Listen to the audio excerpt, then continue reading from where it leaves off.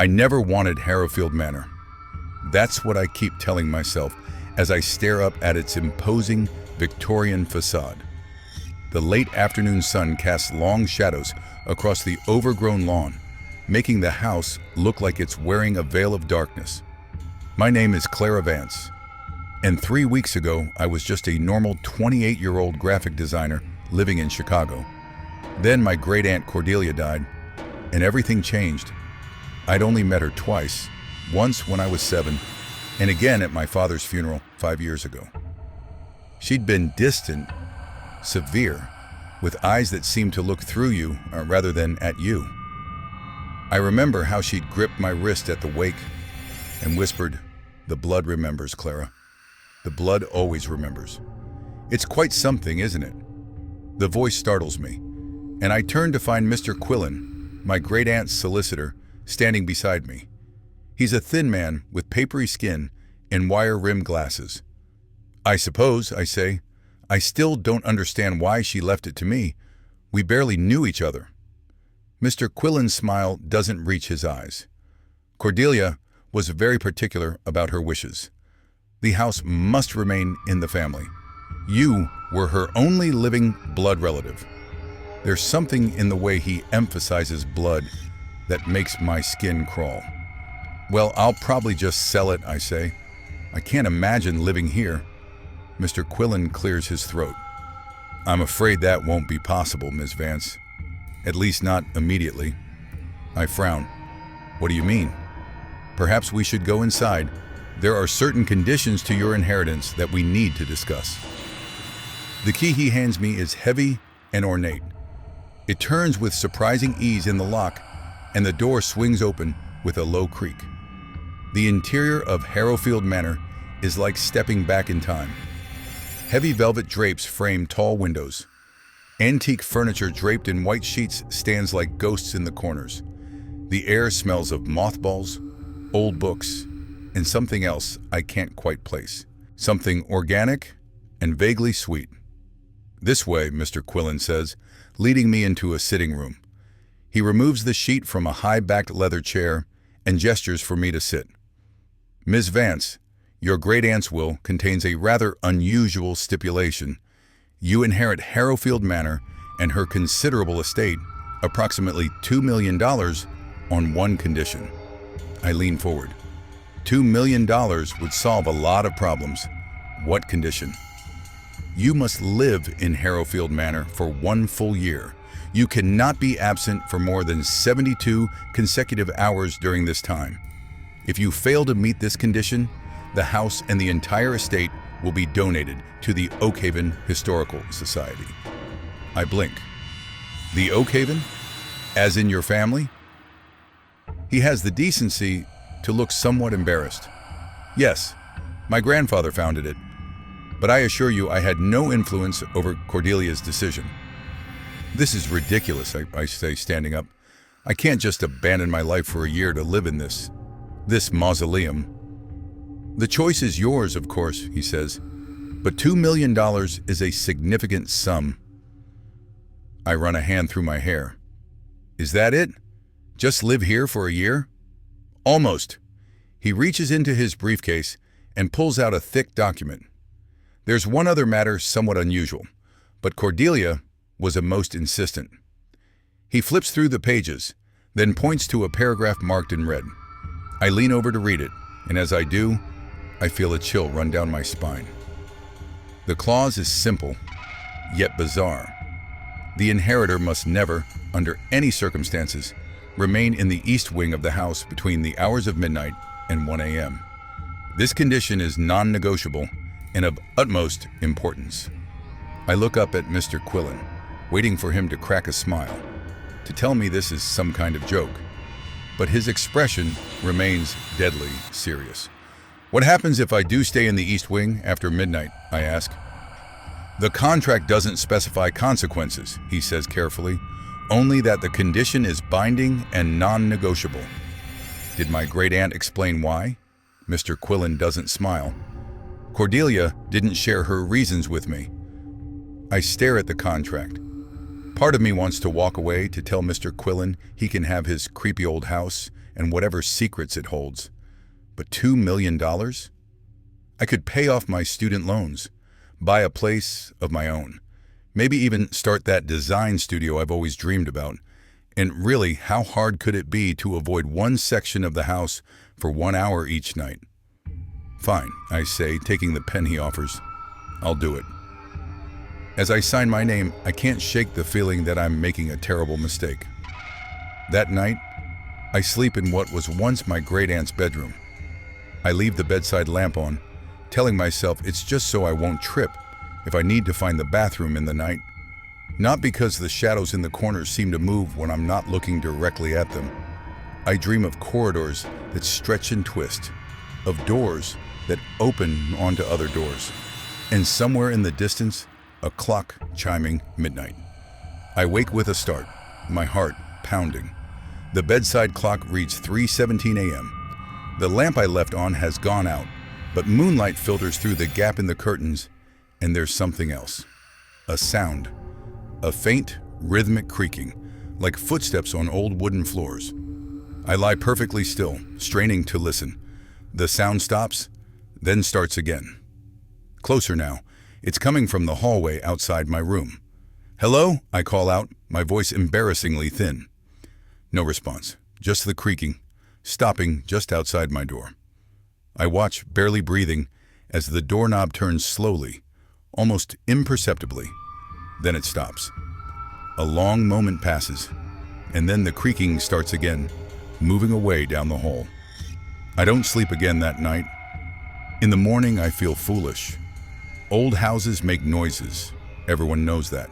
Floors settle, pipes knock, wind finds its way through cracks in the windows. There's nothing supernatural about it. I spend the day exploring the ground floor, opening windows to let in fresh air, removing sheets from furniture, and making notes about what needs to be cleaned or repaired. It's nearly evening by the time I remember the East Wing. I've been unconsciously avoiding it, I realize, as I stand at the entrance to a long hallway that stretches from the main part of the house. A set of double doors carved with an intricate pattern of leaves and vines separates it from where I stand. They're not locked, just closed, as if suggesting a boundary that shouldn't be crossed. But it's only 6 p.m., and the mysterious clause only applies after midnight. There's no harm in taking a look now. I push open the doors, which move smoothly, despite their apparent age and weight. The hallway beyond is darker, the windows covered with heavy drapes. I flick a light switch, and antique wall sconces cast a warm yellow glow over faded wallpaper and more shrouded furniture. The East Wing seems to be mostly bedrooms and sitting rooms, all decorated in the same Victorian style as the rest of the house. Nothing stands out as particularly unusual or threatening. So why the midnight restriction? In one room, larger than the others, I find what appears to be a study.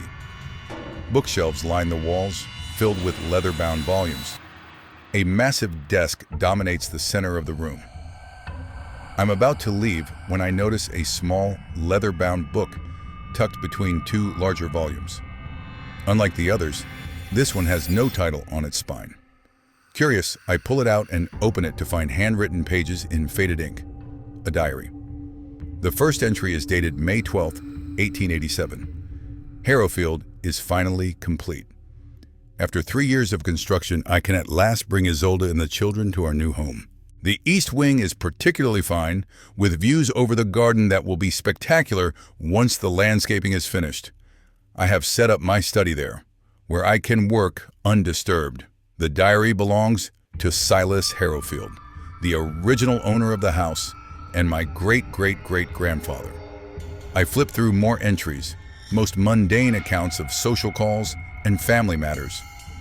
But then, a few months later, the tone changes. October 5th, 1887. The dreams have begun again. I had hoped they would cease once we left England, but it seems they have followed me across the ocean. Last night, I woke at precisely midnight to find myself standing in my study, though I have no recollection of walking there. Isolde insists I sleepwalk, but I know it is more than that. I feel watched in that room, observed by eyes I cannot see.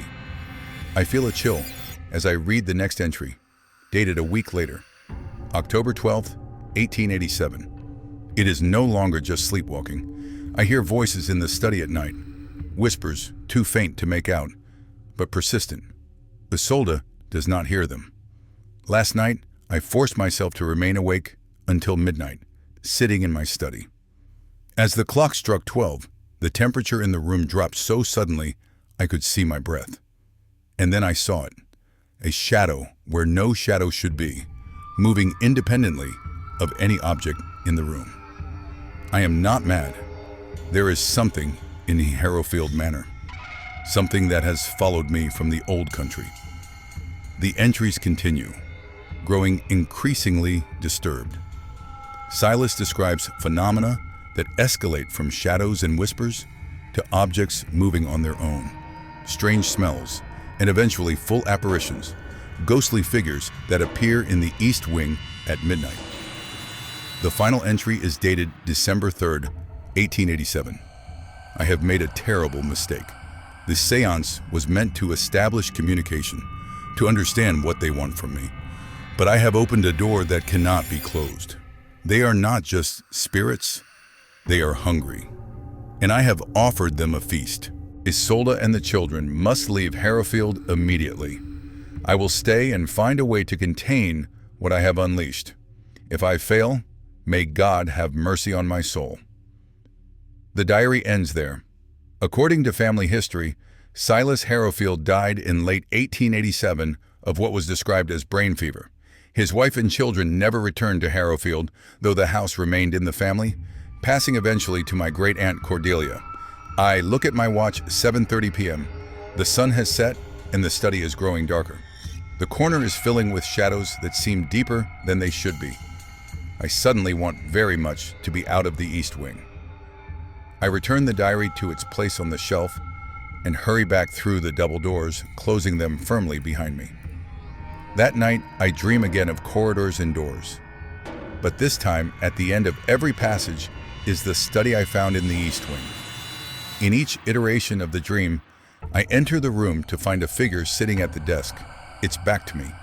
I call out, and it begins to turn, slowly, but I always wake before I can see its face. The next morning, I drive into the small town nearest to Harrowfield Manor, Oakhaven.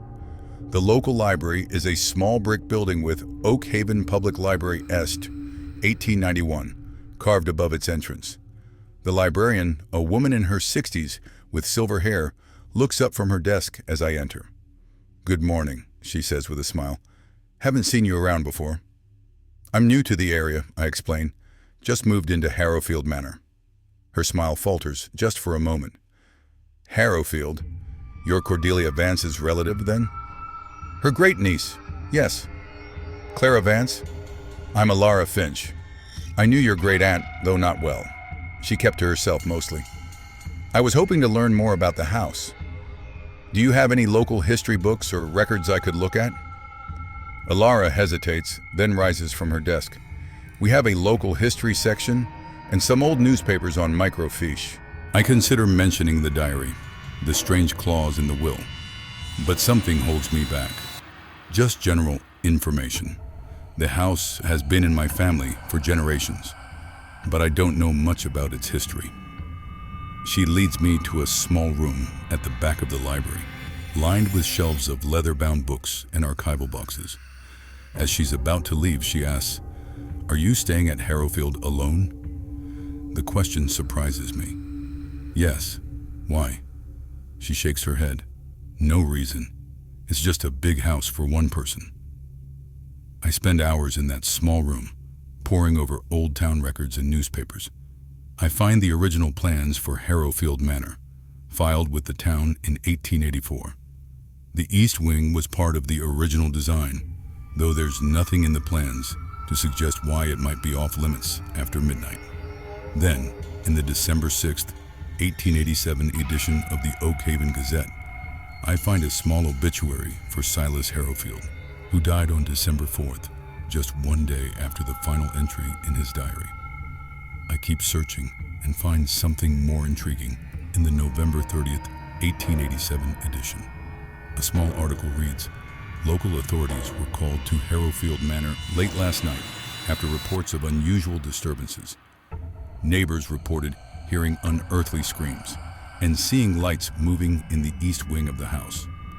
Mr. Harrowfield assured constables that the commotion was merely a seance gone awry, part of a Halloween entertainment for guests. No charges were filed. A seance gone awry." Just like Silas mentioned in his final diary entry. I continue searching through later newspapers and find something even more disturbing. In April 1888, 4 months after Silas's death, the headline reads, "Tragedy at Harrowfield Manor. Caretaker found dead." The article describes how Arthur Finch, hired to maintain the vacant property, was found dead in the East Wing study, his face frozen in an expression of utmost terror. The coroner's official ruling was heart failure, though the article notes that Finch was only 36 and had no history of heart problems. Over the next 50 years, I find 6 more incidents of deaths or disappearances connected to Harrowfield Manor, all involving caretakers or trespassers, all occurring in the East Wing, all happening late at night. The last reported incident was in 1943, when the house passed to my great-aunt Cordelia. By the time I leave the library, it's late afternoon. Ilara looks up as I pass her desk. "Find what you were looking for," she asks. "Some of it," I say. I hesitate before adding, "Do you know anything about strange occurrences at Harrowfield? Deaths or disappearances?" Ilara's expression grows serious. "There are stories," she admits. "Most people around here won't go near Harrowfield after dark." "What kind of stories?" "They say the East Wing is haunted, that something was brought into this world that shouldn't have been. Something that wakes at midnight and hungers for human life.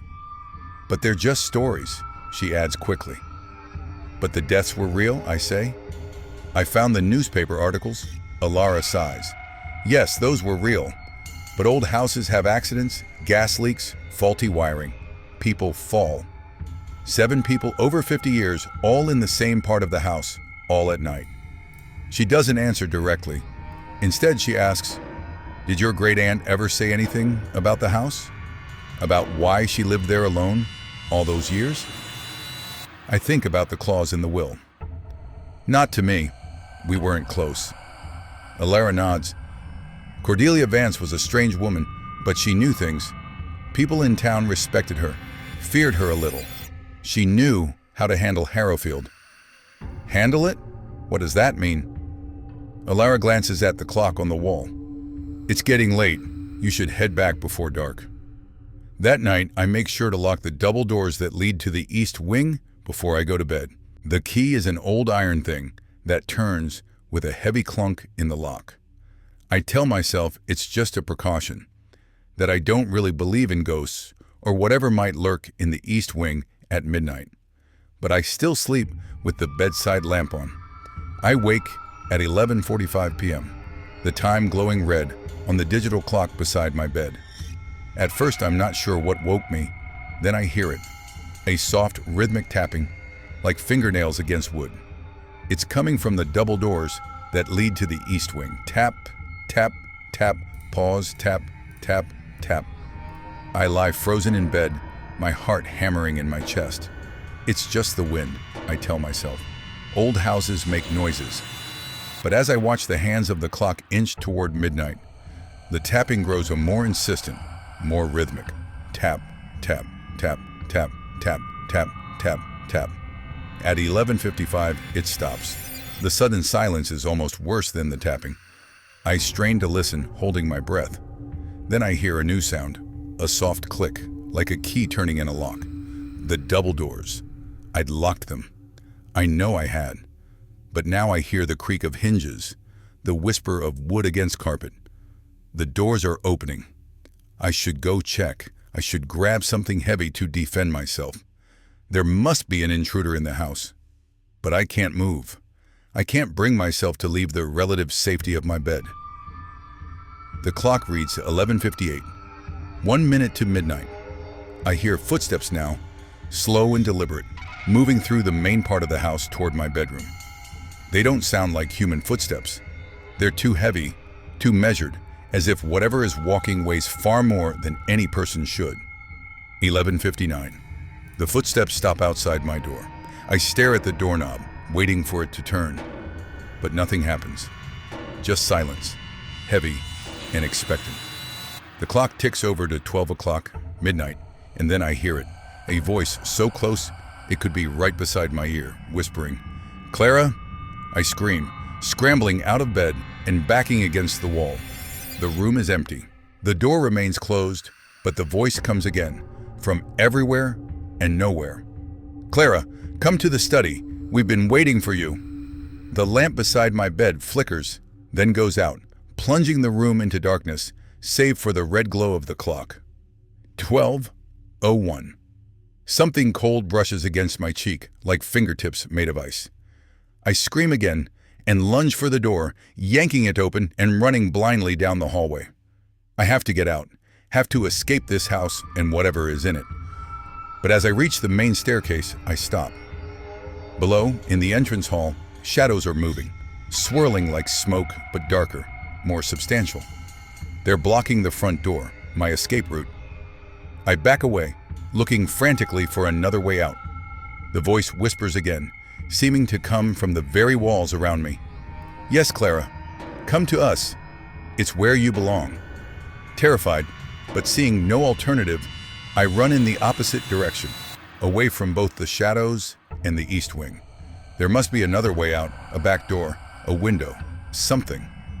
I find myself in the kitchen, moonlight streaming through uncurtained windows. There's a door here that leads outside. I rush to it, grabbing the handle and turning. It's locked. I fumble with the deadbolt, my fingers clumsy with fear. Behind me, I hear the whispers growing louder, closer. The shadows are coming. The bolt finally slides back, and I wrench the door open, stumbling out into the cool night air. I don't stop running until I reach my car, fumbling with the keys with shaking hands. The engine starts on the first try, and I speed down the driveway, away from Harrowfield Manor. I end up at a small motel on the outskirts of Oakhaven. In the harsh fluorescent light of the motel room, my fear begins to seem ridiculous. Had I really run from my own house because of some strange noises and tricks of the light? Maybe I'd been dreaming, or maybe the stress of inheriting a house I never wanted, of uprooting my life, had gotten to me. The voice had seemed so real, calling my name, telling me to come to the study, and the shadows in the entrance hall. Still, I don't go back to Harrowfield that night. In the morning, I wake to sunlight streaming through thin curtains. In daylight, my fear seems even more irrational. I need to get a grip. If I'm going to fulfill the conditions of the will and claim my inheritance, I need to find a way to live in Harrowfield Manor. The answer is simple. I just won't go into the East Wing between midnight and 1 a.m. Whatever I experienced last night, whatever spooked me, I don't have to face it. I just have to follow the rules. I check out of the motel and drive back to Harrowfield, stopping in town to buy some supplies, groceries, cleaning products, and, on impulse, a set of new locks for the double doors leading to the East Wing. I also pick up some sage bundles from a New Age shop on the town square. The owner, a woman with gray dreadlocks and multiple crystal necklaces, gives me a knowing look when I tell her where I live. "Harrowfield needs more than sage, honey," she says, but doesn't elaborate. When I return to the house, everything is exactly as I left it. The kitchen door stands open, and I have a vague memory of not pulling it closed in my haste to escape. Inside, the house is quiet, ordinary. Light streams through the windows, dust motes dancing in the beams. Nothing seems threatening or strange. I spend the day keeping busy, cleaning, putting away groceries, changing the locks on the double doors to the East Wing. I don't go beyond those doors, though. Not today. That night, I make sure all the windows and doors are locked, the new deadbolt on the East Wing doors securely fastened. I bought a small white noise machine that plays the sound of ocean waves, which I set up beside my bed to mask any strange noises the house might make. Despite these precautions, I lie awake for hours, tense and listening. But midnight comes and goes without incident. No tapping, no whispers, no shadows moving where they shouldn't. Eventually, I drift into an uneasy sleep. The next few days follow a similar pattern. I explore more of the house, though still avoiding the east wing, and begin to make it somewhat livable. I set up my laptop and work remotely on some freelance design projects. I meet a few of the locals in town who regard me with curiosity, but are generally friendly. No one mentions Harrowfield's reputation directly, but I catch the looks they exchange when they think I'm not watching. And at night, I lock the east wing doors, turn on my white noise machine, and try to sleep. Sometimes I hear things, creaks and groans that could be the house settling, or could be something else. But nothing like that first night happens again. I begin to think maybe it was just my imagination after all, until the seventh night. I wake suddenly, the white noise machine silent. Power outage, I think groggily, before noticing that the digital clock still glows. 11:55 p.m. The machine has been turned off, not unplugged.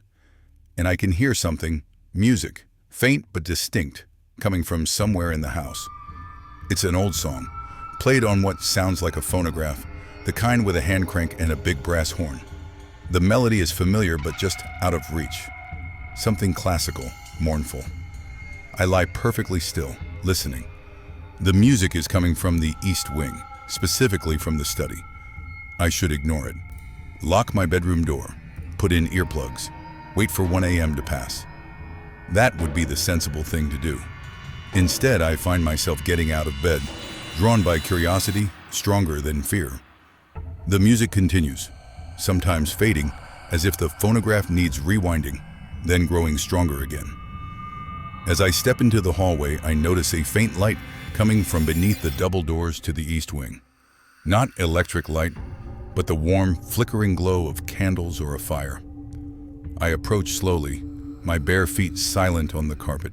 The new deadbolt I installed is unlocked, though I know I locked it before going to bed. The key is still in my bedside drawer. I push the door open a crack and peer through. The hallway beyond is lit by candles and wall sconces, their flames perfectly still, as if the air itself is holding its breath. The music is louder now, unmistakably coming from the study at the end of the hall. And there's something else. Voices. Multiple voices engaged in quiet conversation, punctuated occasionally by soft laughter. It sounds like a party? I should close the door, go back to my room, but something compels me forward, into the east wing, toward the study. The voices grow clearer as I approach, though I still can't make out what they're saying. It sounds like English, but with an older cadence, formal and slightly stilted. The study door is ajar, golden light spilling out into the hallway. I reach it and slowly, carefully, peer inside. The room is transformed. Gone are the dusty sheets and faded wallpaper. The study looks new, or rather old but well maintained, as it might have looked in the late 1800s when it was first built.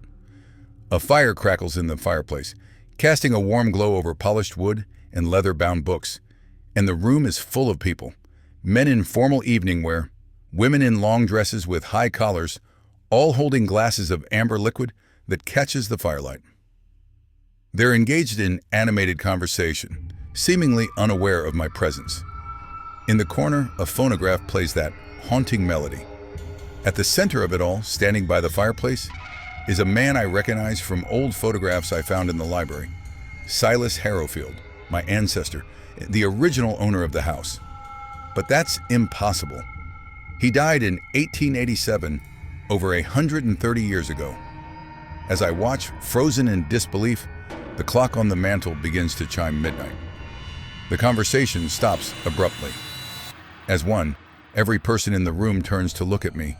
Their eyes are wrong. Black, entirely black. No whites, no irises, just bottomless pits of darkness. Silas smiles, revealing teeth that are too sharp, too numerous. "Clara," he says, his voice the same whisper I heard that first night. "You finally joined us.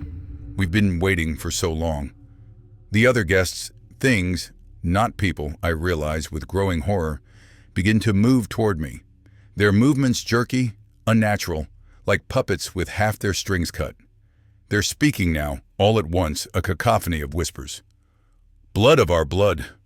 The last Harrowfield. The doorway must be opened. Midnight is the thinning time." I back away, unable to scream, my throat closed with terror. As I retreat, their forms seem to flicker, sometimes appearing as well-dressed Victorian socialites, sometimes as something else entirely.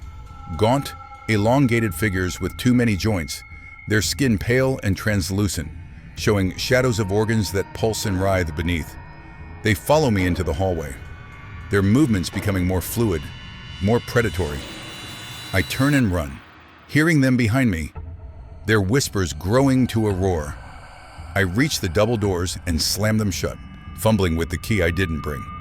Behind me, something hits the door with tremendous force, making the wood bulge inward. I abandon the idea of locking it and run for the front door instead. But as I reach the main hallway, I skid to a stop. The entrance hall is filled with the same swirling shadows I saw that first night. But now they're taking shape, forming into figures similar to those in the study, reaching for me with hands like twisted branches. I'm trapped. The clock finishes its 12th chime, and the shadows surge forward. In desperation, I run for the stairs, taking them two at a time. Behind me, I hear the double doors to the east wing burst open, the splintering of wood and the rush of cold air. The things from the study pour into the main house, joining with the shadow figures. I reach the second floor and run blindly down the hallway, looking for somewhere to hide. Most of the doors are locked, but one gives way under my hand. A bathroom, small, but with a solid door, and an old-fashioned lock that slides into place with a heavy click. I lock myself in, just as something slams against the other side, making the door shudder in its frame. But the whispers continue, growing more frantic, more hungry. "Open the door, Clara. We only want to talk. We've been so lonely. Just until 1 o'clock. Then we'll let you go. Promise. Blood of our blood." The door begins to warp, the wood groaning as if under enormous pressure. The lock rattles, then begins to slide back on its own. I grab it, holding it in place with all my strength, but it continues to move, slowly, inexorably. And then suddenly, everything stops. The pressure on the door ceases. The whispers fall silent. I hear a clock somewhere in the house chime once, 1 a.m. I wait, barely breathing, for several minutes. Nothing happens. Finally, I gather my courage and peek through the keyhole. The hallway outside is empty, normal, lit only by the faint glow of a nightlight I'd plugged in earlier. I unlock the door and step out cautiously. The house is silent, except for the usual creaks and settles of an old building. Whatever was trying to get to me is gone, at least for now. I make my way downstairs to check the east wing doors. They're intact, showing no sign of the violence I'd heard, no splintered wood, no broken hinges. The new deadbolt is locked, the key still in my bedside drawer where I left it. Had I dreamed the whole thing? Hallucinated it? I don't think so. The terror was too real, the details too vivid. Something happened at midnight, something I can't explain. I don't sleep again that night. In the morning, I drive to the library as soon as it opens. Alara looks up in surprise as I rush in. "Clara, you look..." She stops, perhaps not wanting to tell me how terrible I must look after a sleepless night. "Are you all right?" "I need to know more about Harrowfield," I say without preamble. "About what happens there at midnight.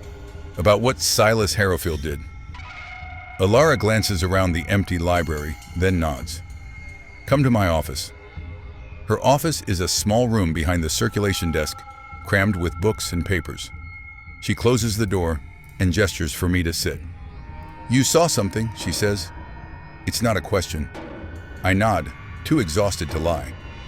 In the East Wing, at midnight, people, things that look like people from the 1800s, and Silas Harrowfield was there. Alara sighs heavily. I was afraid of this. The cycle is beginning again. What cycle? What's happening in that house? How much do you know about your family history? About why Silas Harrowfield came to America? I shake my head.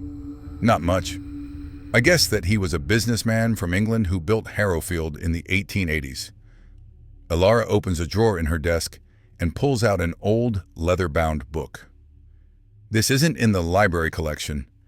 It's been passed down through my family for generations. My great-great-grandfather was Arthur Finch. The name strikes a chord. The caretaker who died in the house? Yes. Before he took the job at Harrowfield, he was Silas's valet, brought over from England. He knew things about the family that never made it into public records. She opens the book, revealing pages of handwritten text. According to this, the Harrowfields weren't just wealthy industrialists in England. They were members of a secret society, occultists who believed they could communicate with entities from elsewhere. Not spirits of the dead, but something older, something that exists in the spaces between worlds. I think of the diary I found, of Silas's mention of a seance gone wrong. What kind of entities? The kind that hunger for our world, for our reality. The kind that need a doorway to enter. She turns a page, revealing a detailed drawing of a circular symbol filled with strange angular writing. This is the seal of opening.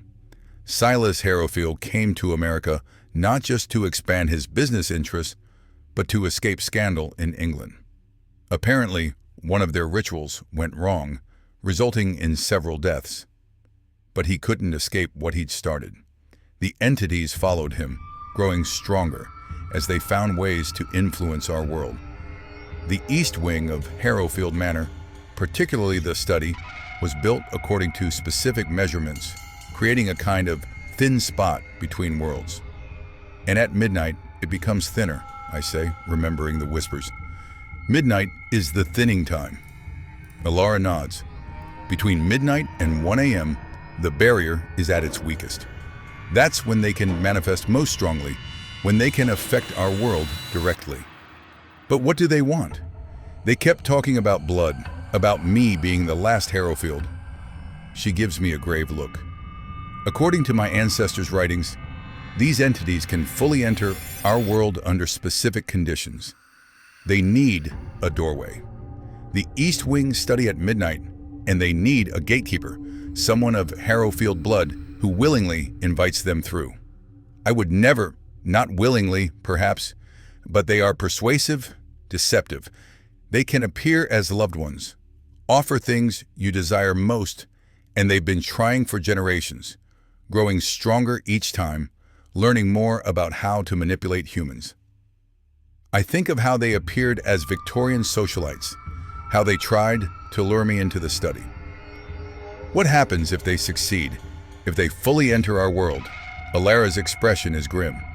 Arthur believed they would consume everything, starting with Oakhaven and spreading outward. They feed on life, on consciousness. They would leave nothing but empty husks behind. I sit back, trying to process this information. It sounds insane, like something from a horror movie or a pulp novel. But after what I've seen, I can't dismiss it. So what do? I'm contractually obligated to live in that house for a year. Your great-aunt Cordelia found a way to contain them, Alara says. She was a student of the occult herself, but she used her knowledge defensively. There are protections in the house, symbols carved into doorframes, special mixtures in the paint, that sort of thing. They kept the entities confined to the East Wing during her lifetime. But now they're getting out, I say, remembering the shadows in the entrance hall. Yes, the protections are failing, without someone to maintain them. Cordelia must have known this would happen when she died. So she left the house to me, with that clause about staying out of the East Wing at midnight? Alara nods. She was trying to protect you, while ensuring someone of Harrowfield blood remained in the house. The entities are bound to the bloodline that summoned them. As long as a Harrowfield lives in the house but denies them access, they remain trapped in a kind of limbo, unable to fully enter our world. But if I leave, they grow stronger, more able to affect the physical world.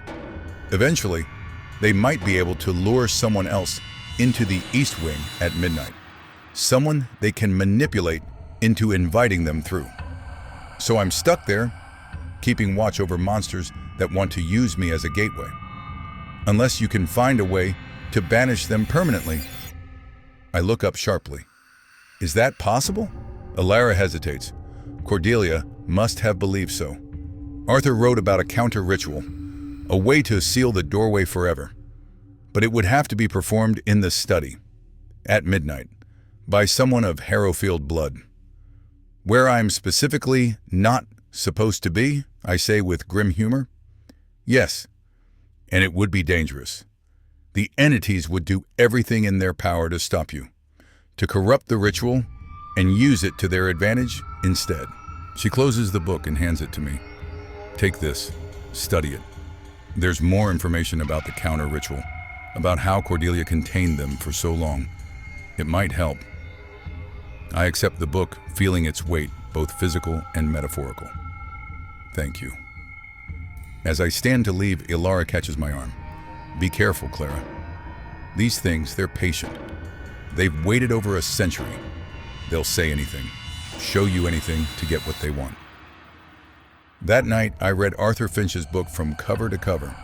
It contains detailed accounts of the phenomena at Harrowfield Manor, sketches of the strange symbols used in both the original ritual and the proposed counter-ritual, and personal observations about the nature of the entities. According to Arthur, they aren't evil in the human sense of the word. They're simply alien, operating according to rules and desires that have nothing to do with human morality. They want entry to our world, the way a starving person wants food, with single-minded desperation. The counter-ritual involves a complex sequence of symbols drawn in specific materials, incantations in a language I don't recognize, and most disturbing, a blood sacrifice from the Harrowfield descendant. Not a fatal amount, but enough to seal the symbols and close the doorway permanently. I stay out of the East Wing entirely that day, and as midnight approaches, I lock myself in my bedroom, placing Arthur's book and a variety of protective items, salt, iron nails, and symbols drawn from the book around the perimeter of the room. Nothing happens at midnight. No whispers, no music, no shadowy figures trying to break down my door. I should be relieved, but instead I'm uneasy. Are they regrouping, planning something worse? Or is the protection from Arthur's book actually working? The next day I begin preparing for the counter ritual. According to the book, it needs to be performed on a night when the barrier between worlds is particularly thin. Traditionally, Samhain, Halloween, the winter solstice, or the spring equinox. The spring equinox is just 5 days away. I gather the materials listed in the book, chalk, candles, and various other esoteric items. I spend the days leading up to the equinox studying the ritual, memorizing the incantations, and trying to prepare myself mentally for what I'll have to do. Enter the East Wing at midnight, the very thing I've been warned against. Face whatever waits for me there.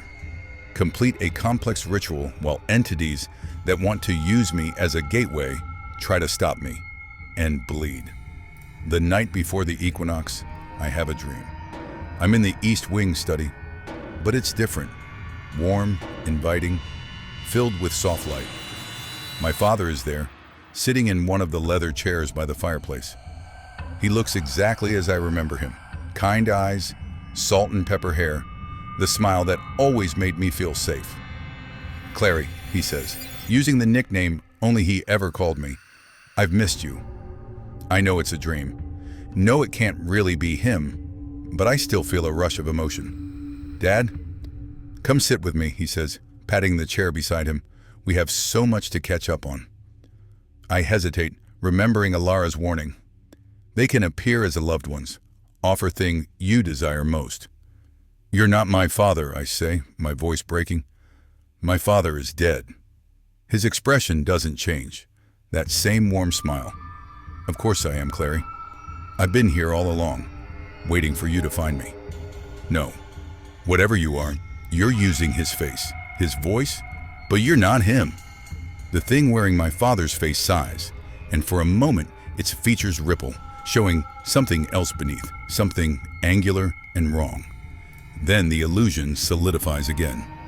We can give him back to you, it says in my father's voice. We can give you back everyone you've lost. All you have to do is open the door for us.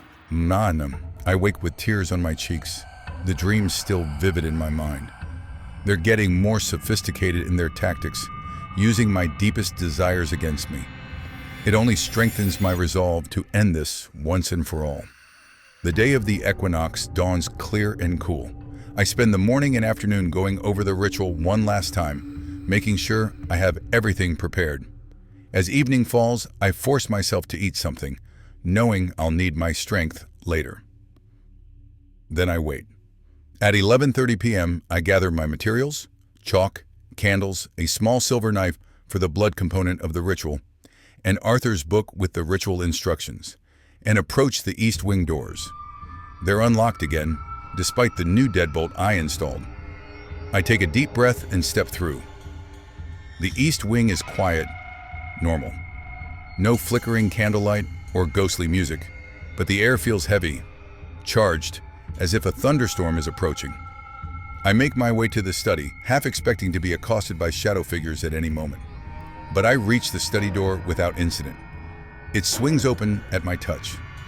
The room is empty, dusty, exactly as it was when I first explored it. No fire in the fireplace, no Victorian party guest with black eyes. Just an ordinary, if antique, study. I check my watch, 11:45, 15 minutes until midnight. I begin setting up for the ritual, arranging the candles in the specific pattern detailed in Arthur's book, drawing the complex symbols on the floor with chalk. My hands shake slightly, but the lines come out clear enough. At 11:55, I finish the preparations. Now I just need to wait for midnight, when the barrier is thinnest, to begin the incantations and complete the blood component of the ritual. The minutes tick by with excruciating slowness. At 11:59, the temperature in the room drops suddenly, my breath fogging in the air. The candles flicker, but don't go out. Clara. The voice comes from behind me. I turn to find my father standing there, just as he appeared in my dream. But this time, I'm awake. This time, it's really happening. You're not him, I say firmly, though my voice wavers. You can't trick me. My father's face smiles, but it's wrong, too wide, the eyes too dark. We don't need to trick you, Clara. We just need to delay you. The clock begins to chime midnight, and suddenly the room is filled with figures. The Victorian party guests from before, but also others. People in clothing from different eras, all with those same black, empty eyes. They form a circle around me, blocking me from the ritual set up on the floor. You cannot stop what was set in motion generations ago, says the thing wearing my father's face. Silas Harrowfield opened the door. Only a Harrowfield can fully open it, but any blood will sustain us until then. The figures move closer, their forms flickering between human appearance and something else. Elongated limbs, too many joints, skin that seems to ripple with something moving underneath. I clutch the silver knife, the final component of the ritual. I need to complete the circle with my blood, speak the incantation. But I can't reach the chalk circle on the floor. The clock finishes its 12th chime, midnight. The barrier is at its thinnest. The figures surge forward, reaching for me with hands that are no longer entirely human. In desperation, I slash the knife across my palm, feeling a sharp sting as blood wells up. Blood of the bloodline, I shout, remembering the words from the ritual. Blood of the summoner, freely given to close what was open. I fling my hand outward, spraying my blood in an arc that passes through several of the figures. As the blood touches them, they shriek, an inhuman sound that makes my ears ring. Their forms waver, becoming less substantial. Taking advantage of their momentary distraction, I dive through a gap in their circle, landing beside the chalk symbols I'd drawn. I press my bleeding hand to the center of the circle and begin to recite the incantation from Arthur's book, the strange words feeling awkward on my tongue. The figures recover and rush toward me, but something holds them back. An invisible barrier formed by the chalk symbols and my blood. They press against it, their forms distorting, stretching as they try to break through. The one wearing my father's face snarls, all pretense of humanity gone, its features melting into something insectile and horrifying. "You will fail," it hisses. The door wants to open. Reality wants to be consumed. It is the natural order. I continue the incantation, my voice growing stronger as I near the end. The candles flare suddenly, their flames shooting upward almost to the ceiling. The air in the room begins to swirl, forming a vortex centered on the ritual circle. The entities shriek and wail, their forms becoming less substantial, more shadow than substance. I speak the final words of the ritual, and the vortex intensifies, pulling at the shadow figures. They collide against it, clawing at the air, at the invisible barrier, at each other. The one that had taken my father's form lunges at me one last time, its face now completely inhuman, a mass of writhing appendages where features should be. "We will return," it promises, its voice a cacophony of overlapping whispers. The blood remembers. The blood always remembers. The vortex reaches its peak, and with a sound like the tearing of fabric, the entities are pulled into it, their forms stretching, thinning, and finally disappearing altogether. The candles go out all at once, plunging the room into darkness. In the sudden silence, I can hear my own ragged breathing, the pounding of my heart. Then slowly, the temperature in the room begins to rise, returning to normal. I fumble for my phone, turning on the flashlight.